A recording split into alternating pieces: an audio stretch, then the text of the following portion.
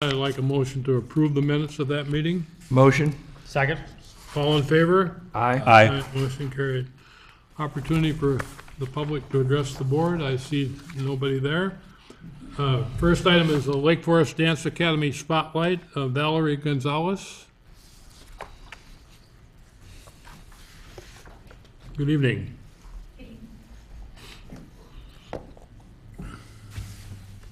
Good evening, Mr. Chairman and members of the board.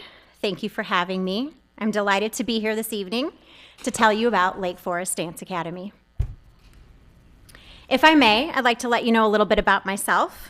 Again, my name is Valerie Gonzalez, and I am currently in my second season as the program supervisor, director of Lake Forest Dance Academy.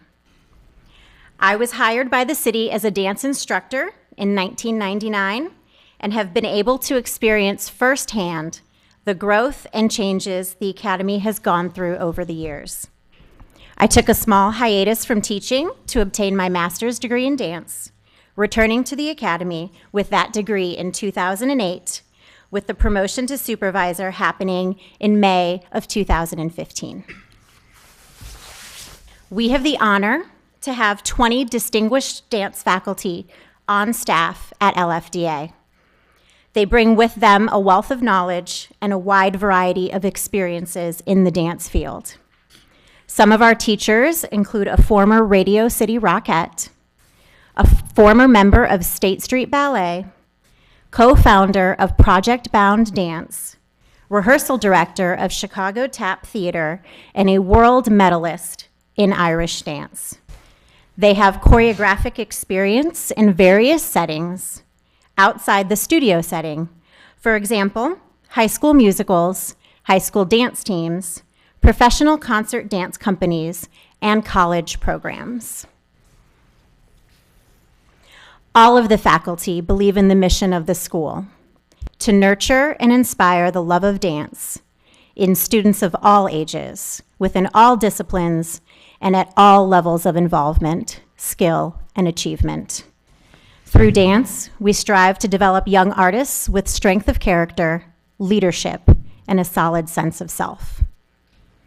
LFDA offers a variety of classes for dancers from the age of 2 years old all the way to our newly popular adult dance program. Some of the classes offered are ballet, tap, jazz, Irish dance, modern, hip hop, and ballroom dance styles. All dancers have the opportunity to perform in a spring recital showcase. One of the very special programs LFDA offers is our performance company experience. This experience is offered for the more serious dancer looking to enhance their training and increase their performance opportunities beyond our annual recital. This season, the performance companies are comprised of 50 dancers, arranged into 3 groups and organized into 8 divisions. They receive the opportunity to train with nationally known master teachers, enjoy numerous performance venues, including benefit concerts, our extravaganza show, competitive venues, the Lake Forest tree lighting ceremony, and Citadel Theater Gala, all while creating lifelong friendships, becoming what I like to call a dance family. The performance companies are committed and very proud to be a strong part of their community and the larger Chicago dance community. They have volunteered their time at Bernie's Book Bank, shared their talent with other artists in the community, raised money for local charities through their event company Cares, and spend time on their favorite project, Holiday Tour. Dancers spread holiday cheer on tour to 5 different area nursing homes and assisted living facilities over the course of 2 days in December. It's a blessing to be able to share what we love with those who may not have the chance to experience all that the holiday season has to offer.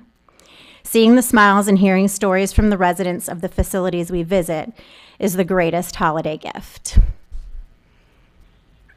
We hope that we get to share some of that joy with you in person at either the Lake Forest tree lighting ceremony or our annual extravaganza on December 10th at the Recreation Center. I'd like to thank you for your time, and I'm open to any questions that you might have about Lake Forest Dance Academy.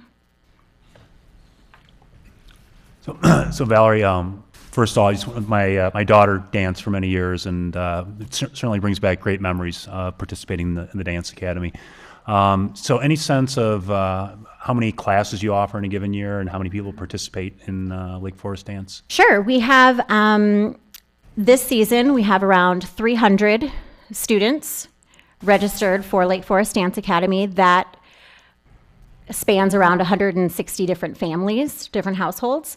And we offer within 6 days a week, we're up to around 75 classes.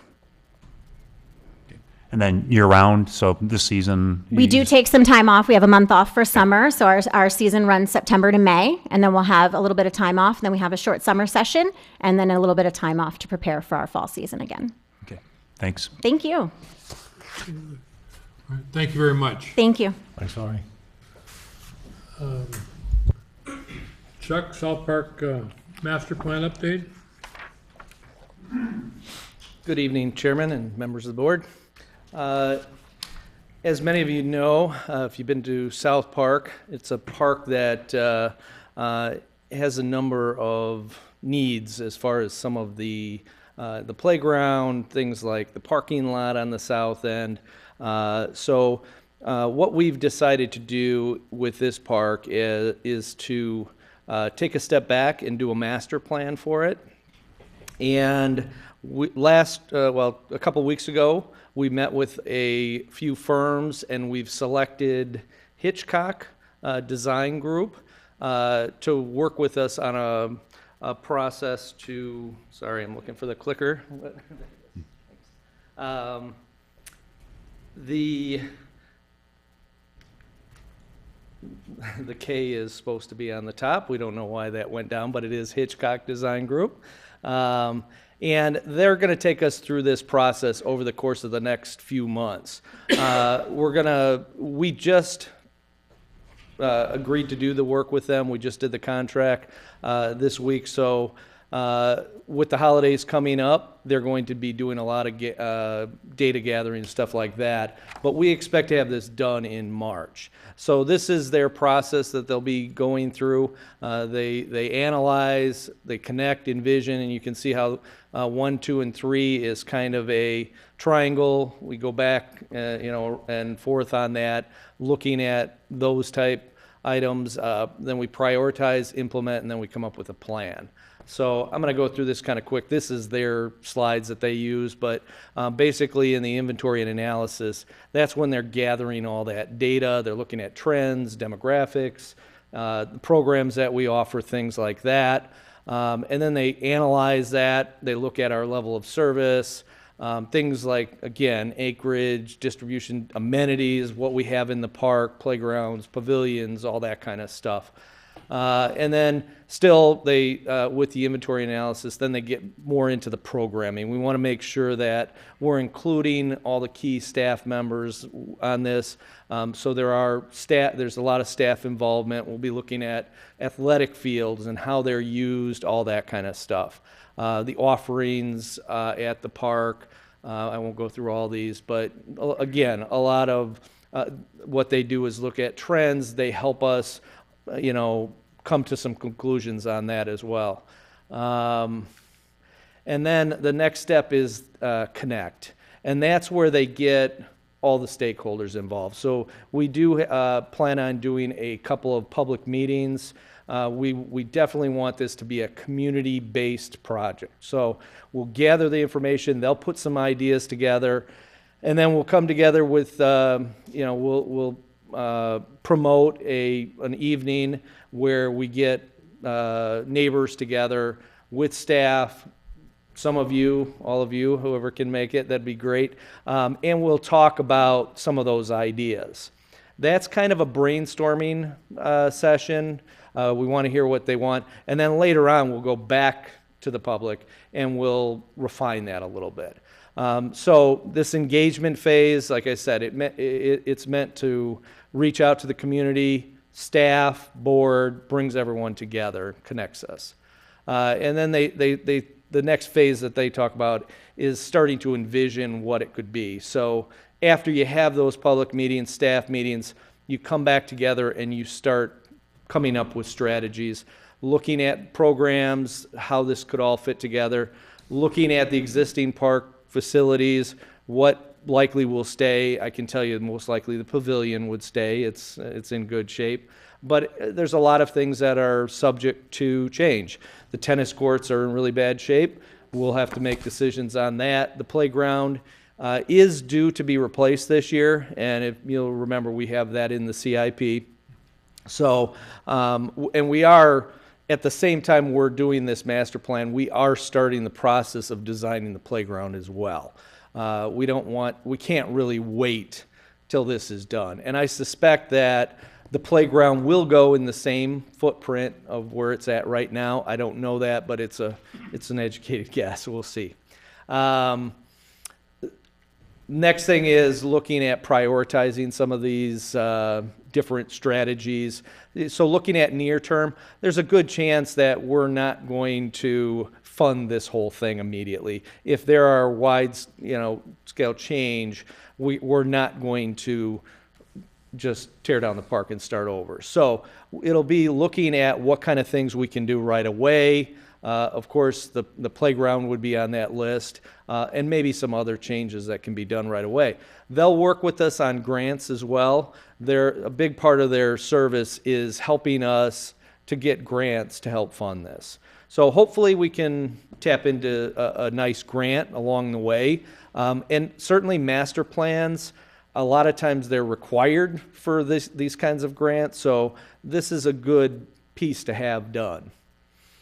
And then this is implementation. We're hiring them to help us develop a plan. Implementing and things like that, they can help. They can help with construction. That's not what we're doing right now. But they will help us with putting together an action plan, as it says here, looking at the chronology of how things could happen and budgets, things like that. And then this is just the plan itself. When we get that is the deliverable that we get. So they'll give us copies of a plan. By that time, you'll all know it, you'll have seen it, and it'll be presented to you. But that's a plan where everything will be laid out. They'll also show possible features, in the document as well. So we're looking forward to it. We haven't done a master plan in a while. Other than Forest Park. Forest Park was a little bit different than this, if you recall. It was a huge master plan. This is neighborhood park. We think it's, very much needed there. We do have some master plans for other parks. A lot of them are getting really old, and obviously an old master plan is not extremely useful. Things change. So we have gone back to those, looked at them.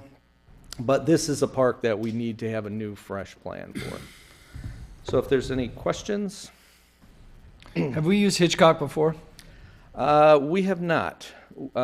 We did look at them closely, though. We were well aware of their reputation, but we checked a lot of references, and they were fantastic. People across the board, everyone, I called 5 different municipalities, and they all spoke extremely highly of them. What's the value of the contract, Chuck? It's $15,000. 16? 15. Question for you, Chuck. What preempted why South Park? I mean, other parks. What was the significance of South Park? Hopefully you've all noticed that over the last few years we've made a lot of great changes in the parks, and that's a great testament to some of the guys here, Rich Paulson, the supervisor of parks, and Corey Wirma, forestry, who both are going to talk to you a little bit later. But we've made some great changes in the parks, done playgrounds all over, and South Park is the last playground to do. I don't want to say it's been neglected, but we've done so much in other parks that we felt this was the right park to do a master plan. I think we'll do other master plans out there. I'm sure there's others to do. Town Line has already been done. That's a new park. So we have a relatively new plan for that. Forest Park is done, but parks like West Park, Waveland, parks like Northcroft, those are all possibilities down the road. It just seemed a good fit to us to do South Park first, because we have a lot of needs out there, to be Now, honest.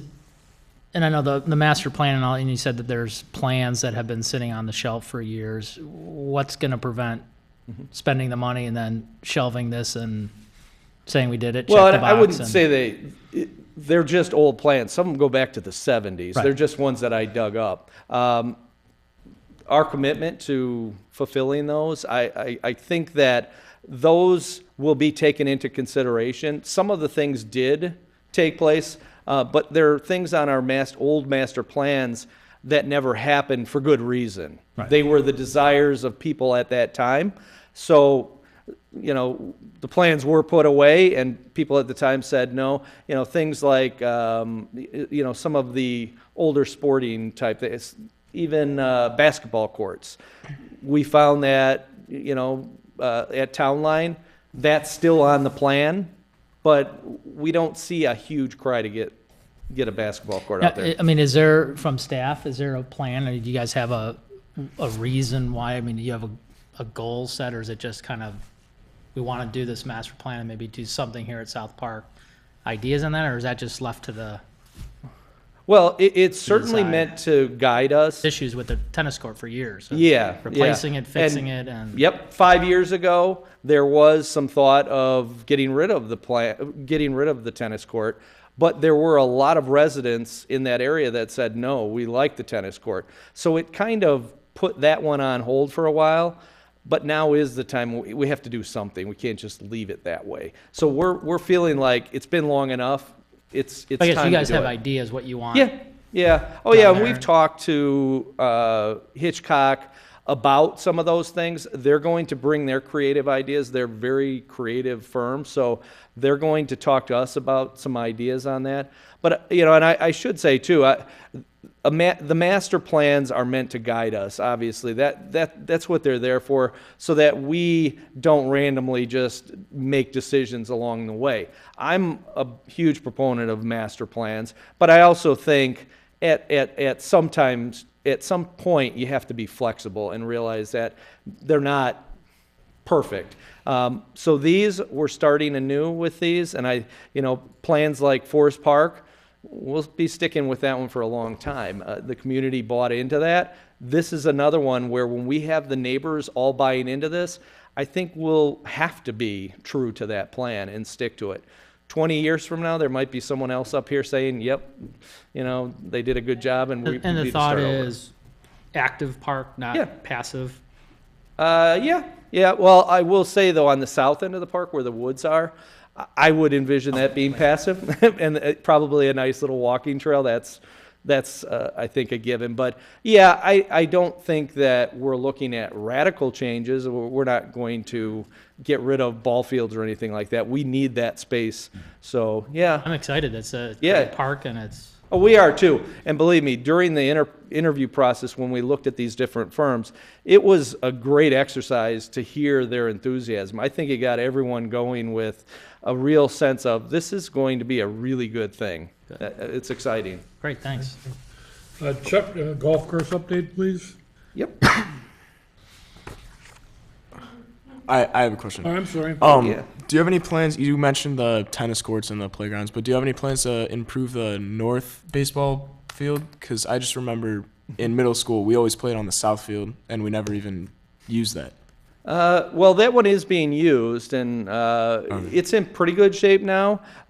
We are going to look at the athletic fields for sure, though. There are options. We want to make sure we're using that space wisely. So we'll look at it, but it is being used. So I think it's in pretty good shape as far as I know. Yes, actually just 2 weeks ago was all restocked. So Yeah. Oh, it has been used and is being. all right, perfect. Fine. Oh, Thanks. Okay. Yep. Okay, so the Deer Path Golf Course, this is just meant to be a quick update for you. As you can see on the screen, the master plan on the left, these are all the improvements that, well, this is the improvement to the clubhouse last year on the top. This is just a rendering of an expanded patio, and this is not on our course. It's just showing some slit drainage. But I did want to talk a little bit about some of what's coming up.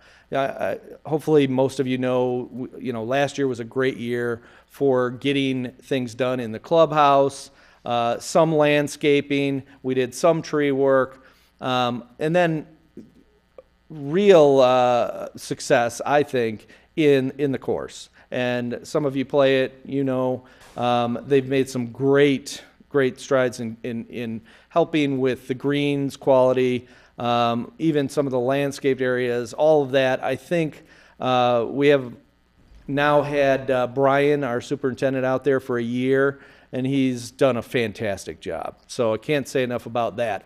But going forward, we're still wanting to get going with the master plan that was approved earlier this year. But over the course of the winter, we want to continue with the momentum with the clubhouse and some of that work inside. So currently, we're working on wetland delineations and determinations. Most of that is done, and this is all part of the permitting process. So that's underway. We're looking at drainage. We're doing drain tile investigation. That I have a consultant that's working with us, and city staff is helping them as well. So that's the whole wetland drainage permitting. At the same time, we're getting ready to go out with an RFP for an engineering firm to do the engineering required for the first part of the master plan. And then once we have them on board, they will work with Lohman, our consultant, our golf course consultant. They'll bring everything together so that we're ready to implement some of the master plan improvements in the fall or late summer of 2017. So between now and then, there's a desire to get some other things done. So one is the clubhouse renovations that weren't complete. The bathrooms, the locker rooms, we want to finish that up. There's a few odds and ends in the clubhouse as well that just didn't get done last year, things that we want to finish up. In addition to that, there's a lot of tree work this year. That's probably the biggest thing happening over the next few months. We did reevaluate all the trees. We have them all in our inventory. But this summer we went back, took another look at them. So we have a list of trees that we'll be taking out over the winter months. It's either trees that are dead, hazardous, ones that were rated in poor condition, or ash trees. We're pretty much getting rid of all the ash trees out there. Undesirable species, or trees that have to go away because of the master plan. In addition to that, we're going to be trimming a couple hundred trees out there as well. And the next thing on there is the patio expansion. That is going to be, it's in design right now. We're working with Bergman Landscape on that one. They're helping us come up with some costs. We would like to see that complete before the start of the new season. So I suspect that construction would start March, April, as soon as the weather breaks. We are expanding the patio, so it'll be 3,500 square feet. It will allow us to, we'll put sleeves, I'm trying to say, sleeves in the ground so that we can set up tents, they can do bigger events, that kind of thing. So we think that's going to be a great addition out there. We'll also most likely be putting another door into the clubhouse to accommodate the extended patio. The next thing on there is landscape improvements. We also have a landscape plan that was already completed by Bergman earlier this year. We'll be revising that a little bit over the winter, but we'll be making some improvements around the clubhouse, the patio, and the front entrance to the golf course. And then The next thing on here is actually master plan items. So like I said, that'll be in the summer, late summer and fall. So we're not anticipating a lot of revenue loss next year at all. We'll have to end the season early, but we're not going to be doing it in the middle of summer. So the big items on that list are fairway drainage improvements. And obviously that's related to this being a big wetland and floodplain and all that. That's the biggest challenge at Deer Path for us is water. So those improvements were identified by Kemper and City as being the #1 priority out there. The second thing on there is the continuous cart path. Again, related to water, having that continuous cart path allows us to keep people out on the course. We shut down carts a lot because it's too wet. A continuous cart path will help a lot with that. And then related to the cart path, because we'll be removing soil to do that, we want to tie that into the tee box improvements at the same time. You need soil for the tee boxes. We'll use some on berms. But the tee box improvements are scattered throughout the course. It's not every tee box, but it's a number of them. Some of them are being relocated to allow for the expansion of the driving range, things like that. That'll all be part of this. Finally, I have on here the fundraising campaign. That's just getting underway. They're starting to work on literature for that and putting that together. But this is seen as we're asking for things that are above and beyond what the city is going to do. The city, it looks like we'll be spending about $1.1 million on these projects this year.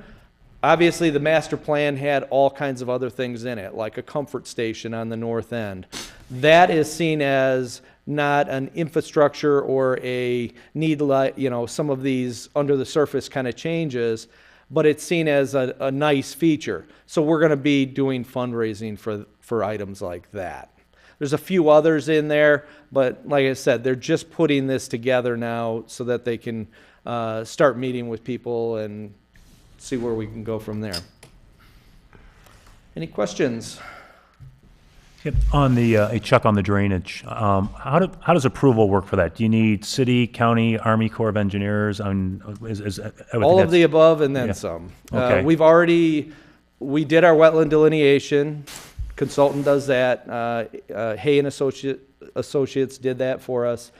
Then it goes to wetland determination. So I met with Army Corps and Stormwater Management. They decide who's responsible for what. And that's a big deal because the Army Corps, that is a big process to get that. Those are called waters of the U.S. If you affect those, you're going to have to get a regional permit, and that usually takes about 6 months or more. So we want to have local permitting. So the good news was most of it is not waters of U.S., it's isolated waters. So then we have to permit with the county. So it's the Lake County Stormwater Management, and much easier process. So we haven't by a long shot figured out exactly what it's going to take, but it's well underway. We have to get that process going as soon as the engineering firm comes on. That's one of their priorities, to make sure that we have those permits ready by summer's end.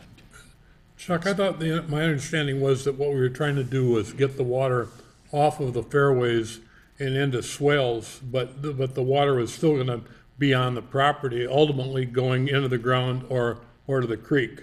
Nowadays,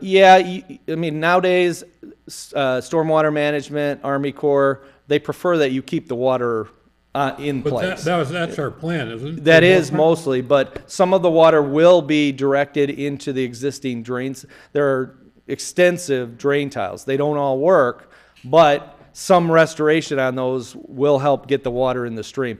Keep in mind, though, you all know that being a floodplain, when that creek is up way high, the water's not going down. There's nowhere for it to go. So there are a lot of ponds. There have been improvements over the years. So some of it is just improving the channels for that water to get to those wetland reservoirs. So our hope is to do that investigation now and get a pretty good picture of where the water needs to go, and then have the engineers jump in and do their thing.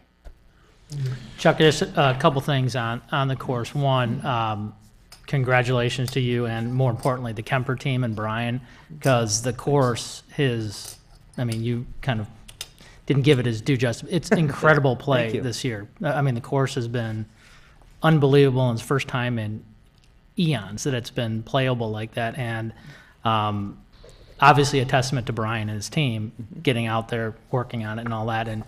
And it shows and proves that not necessarily, doing all the nice stuff in the clubhouse and all that, but working on the course is going to get the people out there playing.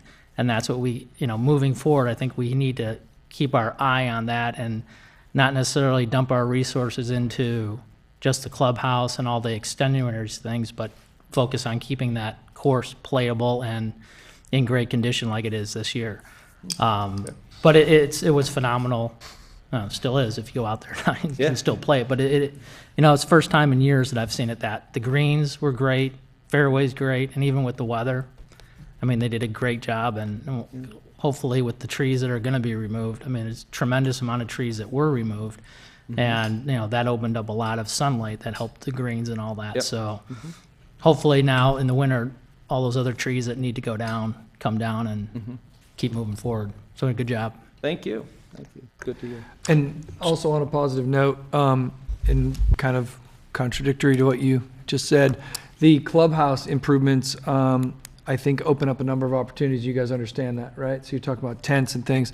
I just wanted to point out the Lake Forest Yacht Club rented out the clubhouse last month and had their end of the season party there. There's a number of people that don't golf in this community, but they had an opportunity to see the clubhouse, see that it's a gem here, and I assume that we'll be doing more parties there moving forward. So it's great that we have that facility as well, and the team at Brian and his team made it extremely easy to book, to plan the food, drinks, whatnot, et cetera. So again, another thank you to those people. Great. Well, thank you. And we are very interested in expanding those revenue opportunities in the clubhouse, and we think there's a lot of room for improvement yet. So we're going to continue to work with Kemper to grow that.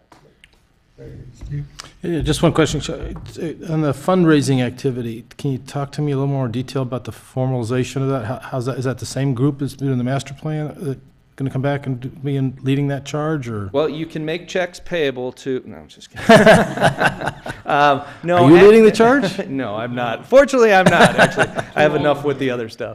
So it's the same group that was involved in the master plan development? No, what right now is happening. Prue Beidler, who's alderman, she helped with the Market Square fundraising and Forest Park most recently. So she's a very well-seasoned pro at this, and she has agreed to work with Alderman Newman, and together they're heading it up, but they're going to have lots of help. So we have a really good team in place, and we're excited to see what they're going to come up with. Friends of Deer Path? Are they just doing it just because? But checks are being taken, right, Sally? Yeah, let me clarify that. It hasn't been formalized yet because the Park and Rec Foundation has not had a meeting, but on Monday night they are expected to pass a resolution that will allow them to take in the money for the golf course and utilize the 501 through the foundation. So checks are being taken, and they are being taken. They can be written to the Friends of Lake Forest Parks and Recreation and sent to 400 Hastings Road, and will be deposited into a restricted account for the Deer Path Golf Course. So if you wanted to write a check on the memo line, you would just write Deer Path Golf Course, and it will go into the right account. Okay. Thank you, Chuck. Thank you. Corey, forestry section upgrade. Good evening, Chairman Kohlmeyer and members of the board.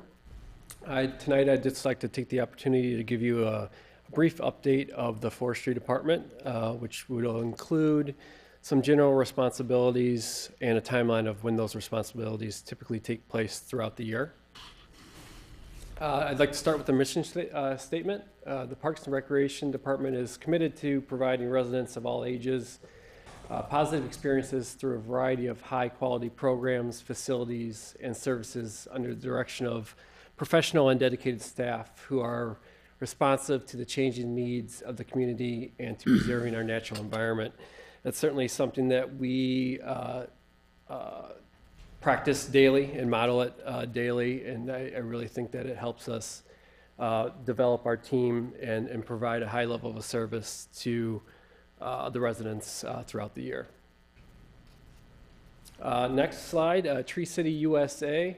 We have qualified and been recognized for 35 years in a row now of being a Tree City USA, which is quite remarkable. It definitely has something to say to the park board, to city council, to the residents that support the forestry program in all those different ways to help us obtain this Tree City USA. There is 4 standards for qualification: tree board or department, tree ordinance, comprehensive community forestry program, and an annual Arbor Day observation. And I also would like to add, during the week of Arbor Day, we do hand out tree seedlings to all the grade schools in town, K through 4, and just to really help promote Arbor Day and help plant more trees. Moving to personnel and equipment. Right now, there's myself, the city forester. We do have 5 full-time tree trimmers and 3 seasonals. The seasonals are typically with us from April through December. Equipment-wise, the city has always been giving us great equipment. They've always given us top-notch equipment that makes our job so much easier. So we do have a tower truck with a 75-foot working height, 2 chippers with trucks, a log loader, and a pull-behind stumper. Here's the list of responsibilities that I had mentioned, and I will go into depth a little bit more on a few of these. Tree removal and stumping. Some of these are really obvious. Tree removal and stumping, tree trimming, planting, insect and disease control, sidewalk clearing, holiday lights, tree inventory, snow operation, resident requests, and then special projects. We'll start with tree removal. Unfortunately, it's one that we've done a lot of in the last 3 to 4 years, unfortunately. And it always obtains to all city properties: cemetery, golf course, parkways, parks, and then we do have some unimproved easements that we do maintain or have to maintain. Year to date, we've taken out more than 600 trees. 410 of those have been emerald ash borer. 115 have been Dutch elm disease, and 55 others so far. Tree trimming is the next. In-house, and these numbers are from starting from last winter. We typically do most of our trimming during the dormant season from November through March. So these numbers are from last winter up till now. So in-house, we did about 150 trees. Contractually, we did about 600. Now the goal is to achieve a 7 to 8 year trim cycle, meaning that we would have to trim about 3,000 trees a year to get to that point. Obviously, the numbers that are up there now reflect that we're way far away from reaching that goal. And a lot of it has to do with the amount of emerald ash borer, how much emerald ash borer has added to our workload over the last few years. Planting. Typically, we do a spring and fall planting. The spring planting takes place from May till June. The fall is typically October through November. We plant about 400 trees a year. This year, we did 14 different genuses and 32 different species. So we're really focused on sustainability, focused on planting natives, increasing species diversity, increasing age diversity within those species. 400 trees per year. We could probably plant a little bit more, but that's the number that we feel comfortable with. Anything more than that, we have to make sure that we keep our mortality rates down. So if we're in the 5% or 4% range, I'm comfortable with that. But anything over that, I think if we were to try to expand a little bit more, I think those mortality rates would eventually go up. Planting plan, we developed this planting plan to really be a guideline for our tree replacement. Like I said in the last slide, we're really trying to manage the sustainable urban forest, keep diversity being a key component in moving forward, emphasizing natives, like I had said before. And the 30-20-10 rule is in your inventory, you don't want more than 30% of one family, 20% of one genus, or 10% of one species. So that rule can get a little confusing because if you went backwards, the 10% would be more specific, like a red oak. 20% would be the oak Quercus genus, and then 30% would be the family, which would be the Fagaceae family, which also includes other genuses. So it gets a little confusing, but that's a good rule to make sure that you maintain your diversity. We want to make sure that we put the right trees in the right spot. Unfortunately, sometimes a resident will feel that since we took one out, that we should put one back.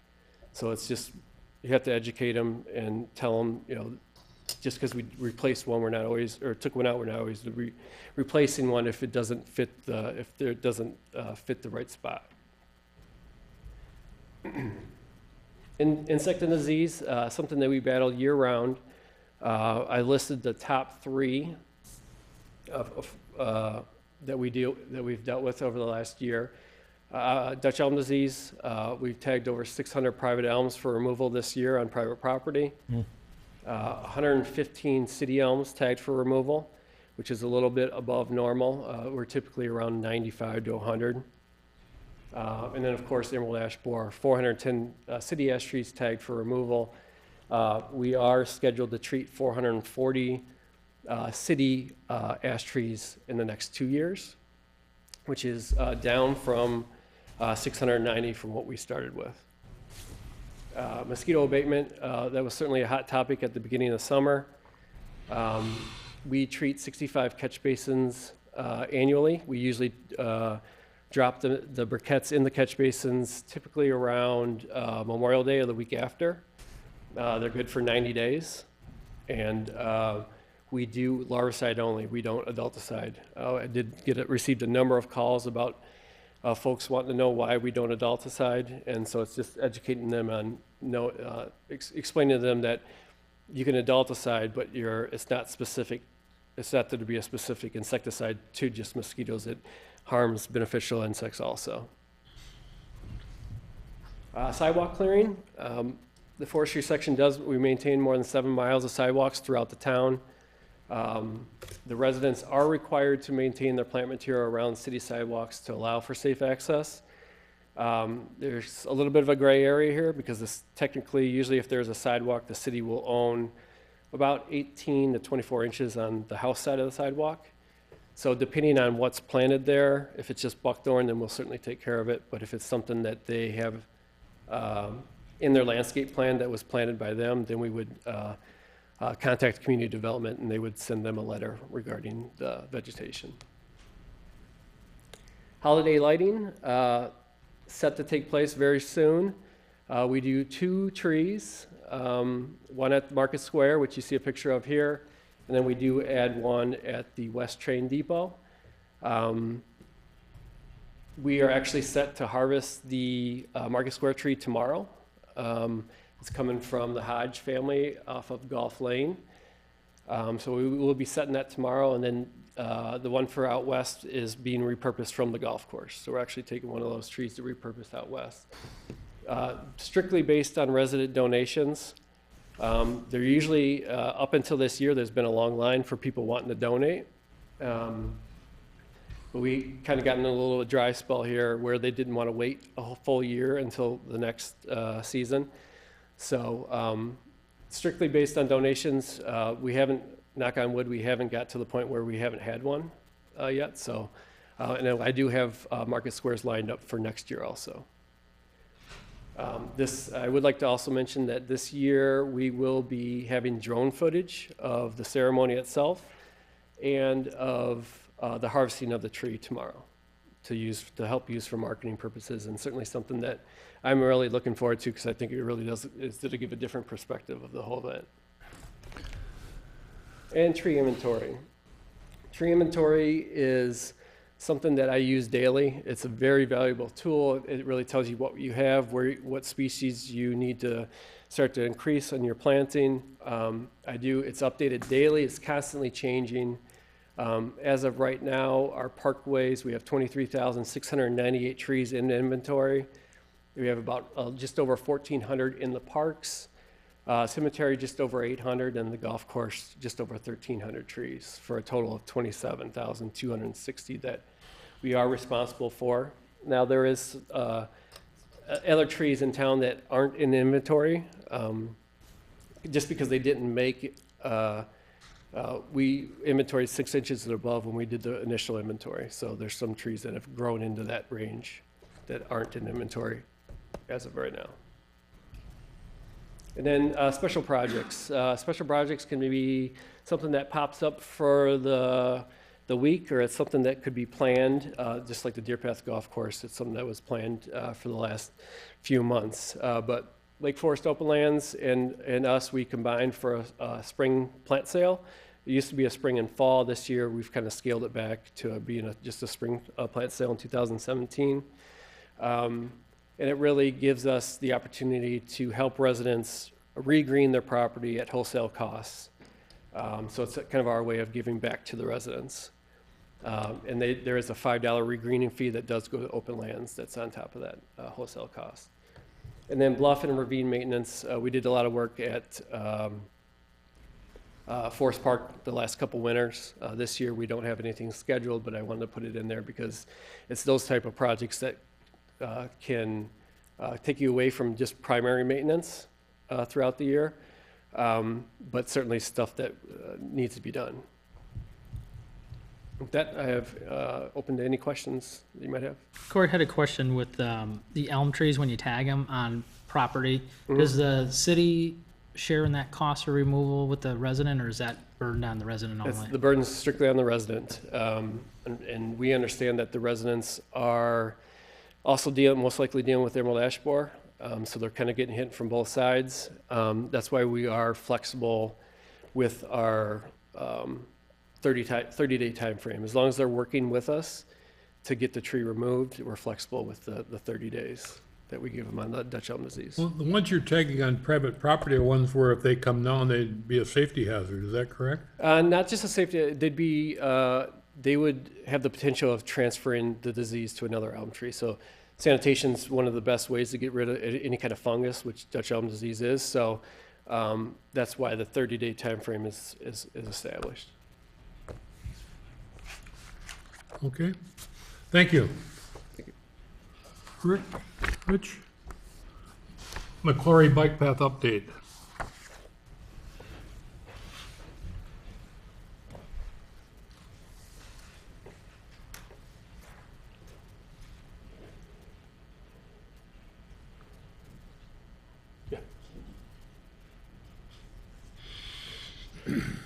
Good evening, Chairman and members of the board. Thanks for having me. Tonight I want to give you a little update on the Robert McClory bike path. A little background on the bike path and some of the improvements that we've done. In 2013, City Council approved the master bike path plan. What this was ComDev put together a set of standards for what the bike paths in the city should be, the width, and where we should be putting them if we do decide to expand roads and whatnot. So that way there is a set standards for any new bike paths that are going in. In 2014, we did some reconstruction from Woodland Road to the North City limits. We tore out the bike path there, worked with engineering. We widened it to 10 foot, which is now the new city standard for any new bike path or any one that we are going to be redoing. And then we also resurfaced it, landscaping. We did some brush removal there all the way up to the city limits. In 2015, we worked with a grant project there, the ITEP grant, which is the Illinois Transportation Enhancement Program. And that was the bigger project that you guys probably have seen that went from Woodlands all the way down to Illinois. There we relocated the path from the parking lot to the east of the lot at the train station. That was a huge project that we worked on, which was well needed. If you noticed, the bikes used to cut through the parking lot. A lot of accidents that could have happened. A lot of dangerous areas there for the bikes to be behind those cars. Along with that, that was a pretty extensive. They had to move the electric. We also worked with putting in all new trees, all new plantings, all new landscaping. Installed a new bike shelter there. Tied in also, we redid the parking lot at the train station. You know, the city did that, re-landscaped that. That really all came together really nice last year.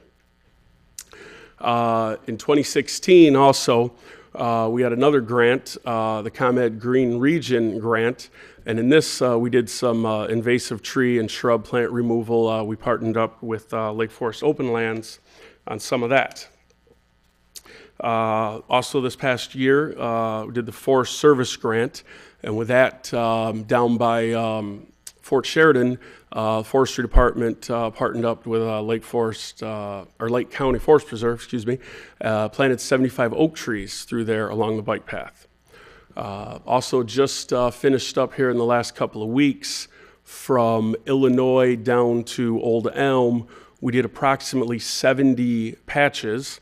And in the process of redoing those patches, we tore them out, did some root pruning, and made sure the forestry department went in, root pruned on each side of the path to make sure that those roots wouldn't be popping back through. This, we're looking at approximately about a 5-year repair, because we are looking at hopefully within 5 years to widen that path all the way from Illinois down to Old Elm to get that to 10 feet.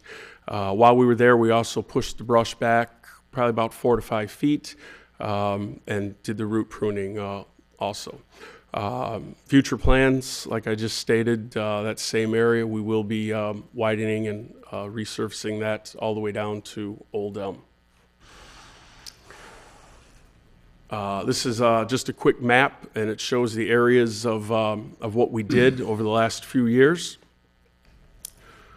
And this is the finished project up north a couple of years ago that we did. This is looking north from Woodland. And then this is just one of the patches that we did here in the last couple of weeks. Questions on anything on the Robert McClory? The Robert McClory, too, is also approximately, I do have that here. It is 3.7 miles long.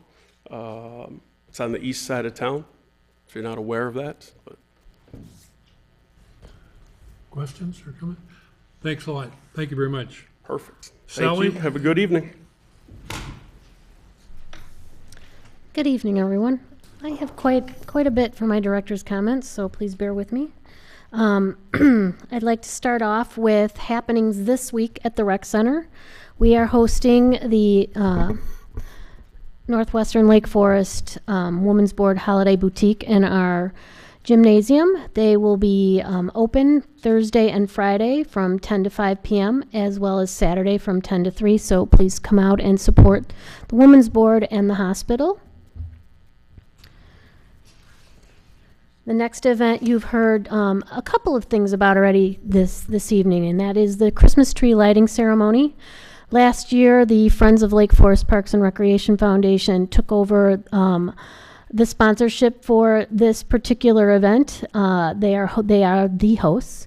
This year we are offering a couple of different activities. It is Friday, November 25th, and at 3 p.m. we're going to start out with a live ice sculpture, which is a tradition. But we are also adding some holiday arts and crafts for children, for those of you who come to the square early. At 3:30, Santa Claus is going to be in Market Square to meet and greet children. At 4:30, the Lake Forest High School choristers will begin caroling, and at 5 o'clock we'll have the opportunity to witness some of our wonderful company performers from Lake Forest Dance Academy. And at 5:15, the lights will be set aglow and Lake Forest will be ready for Christmas. So please join us November 25th, starting at 3 p.m. at Market Square. I'd also, before we go on to the next one, I'd also like to give a little shout out to Gorton Community Center, who is also participating in the tree lighting ceremony, or the tradition of the tree lighting ceremony, by offering a film at Gorton on the afternoon of the 25th. So Gorton, the staff at Gorton would like to welcome you to a new holiday tradition. They will be showing the classic comedy Home Alone at 2 p.m. and then they will invite you to walk over to the square for the tree lighting. Registration is being taken online at gortoncenter.org/film, or you can purchase at Gorton in person. You can pre-purchase and you can purchase the day of. I will tell you that last year was their first year and they sold out well before the day. So if you want to go see Home Alone with your family, you might want to pre-purchase your tickets. Again, the foundation is partnering with the staff to host a dinner with Santa Claus. Northcroft Park Pavilion will be turning into Santa's workshop magically. We'll be offering 2 seatings on Saturday, December 3rd and Sunday, December 4th. You can register at friendslfpr.org. It's $25 a person, and it's sure to be magical. We are also hosting the holiday art sale at Sterling Hall, where our artists will be selling their wares. There's some terrific talent out there. We had the opportunity to participate in the workshop in October, and some of the things that turned out that day were amazing. So I recommend that if you have the chance that you stop out Friday, December 9th from 6 to 9, or Saturday the 10th from 10 to 4. And I'd also like to post that extravaganza one more time. It's a wonderful event. The girls work very hard, the staff, the dancers work very hard for this performance, and it's truly a great way to celebrate the holidays. So join us December 10th at 4 p.m. at Lake Forest Recreation Center. I have a couple of other announcements to make that don't have flyers, so please bear with me. Santa will also be visiting December 3rd and 24th to homes, and if you would like more information about that, please contact the rec center to make arrangements for Santa to stop by. Santa will also be calling on December 14th between 6 and 8 p.m., and again, that is something that you can arrange through the rec center. Chuck did a great update on Deer Path Golf Course and the master plan, and I have another update on staff. Rick Walrath has left us as a general manager to move on to what is a positive step in his career. And we are welcoming Vince Juarez to Deer Path Golf Course. And I want to read a little bit of the press release that went out about Vince. It's quite exciting. So Kemper Sports announced that the industry veteran Vince Juarez will be named general manager at Deer Path Golf Course in Lake Forest. He's a former Kemper Sports General Manager of the Year, and he will be tasked with leading the Deer Path team and building on the improvements made over the last few years at the 90-year-old golf course. Juarez brings with him more than 20 years of club management experience in the Chicago region, while spending the last 4 years as Kemper's general manager at Fox Lake Country Club. During his successful tenure at Fox Lake, Juarez's leadership led to an increase in play, revenues, and customer happiness. He was honored in 2014 as Kemper Sports James R. Seeley General Manager of the Year. Kemper is hosting a reception, a meet and greet with Vince on Thursday, November 17th, so this coming Thursday from 5 to 7 p.m. at Deer Path Golf Course, and I hope you can join us all. And that, I believe, concludes my director's comments. Thank you, Sally. Any comments from board members? One question, Sally. I was down at running along the beach over the weekend. I noticed big mounds of sand. Is that an annual ritual, and you're trying to manage erosion, or what was going on? That's absolutely correct. It is an annual ritual. We build those sand mounds up so when the winter storms come in, it doesn't blow the sand actually up into the grass or pull it back out into the lake. It helps us to preserve and protect. Okay. Thanks. Sure. I had just one thing. I had a resident, and Sally, I mentioned this to you, contact me early October, and she was on the bike path going north and exiting at South Park down the ramp there, and had a pretty nasty spill. And luckily she wasn't hurt, but I went out there to take a look at it and all that, and that whole area, that entryway to the park, the drive, the gravel coming off that bike ramp. It's a steep ramp, and unfortunately I wasn't at the CIP meeting, but hopefully that gets addressed, not in the master plan, but we do something about the park, the drive coming in, as well as the gravel that's there prior to the South Park master plan. It's just my opinion, a very large liability for the city to have, especially on that ramp coming down there. Yeah, that's certainly not something I want to say will be addressed in the master plan. It will eventually, but we'll take a look at it and make sure that we have a smooth transition there. I know where you're talking about, and that whole parking lot is pretty rough. So we do recognize that, but we'll take a look at it. Yeah, even if it's not resurfacing, it's the gravel. I think when it gets wet, it just, you slide like ice on that. Yeah, there's been a few trees that we've taken out in that area. It's pretty, it's rough, and we can't just delay that and wait on a master plan. So we'll look at it. Thanks, Chuck. Any other comments? I have a resolution of appreciation to read and present. Whereas Scott Herman has served the city of Lake Forest as a member of the Park and Rec Board from May 2015 to December 2016. Whereas he has devoted much valuable time and personal attention to the work of this advisory board, and on behalf of the citizens of Lake Forest, continually met his responsibilities with purpose and dedication. And whereas the citizens of Lake Forest recognize and are deeply appreciative of the valuable time and service he contributed to the preservation and improvement of the quality of life in our community by serving on this board. Now therefore be it resolved that the Park and Rec Board of the City of Lake Forest hereby expresses the profound gratitude of the citizens of Lake Forest to Scott Herman for the loyal and faithful public service he has given by means of this resolution, which will be spread upon the permanent records of the Park and Rec Board. Thank you very much, Scott. If there are no other comments, may I have a motion to adjourn? So Motion. Second? All those in favor? Aye. Aye. Thank you. Next meeting is December. Can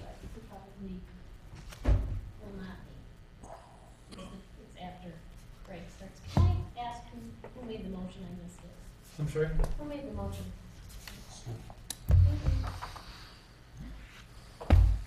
Okay. Scott, this is for you. Oh, thank you.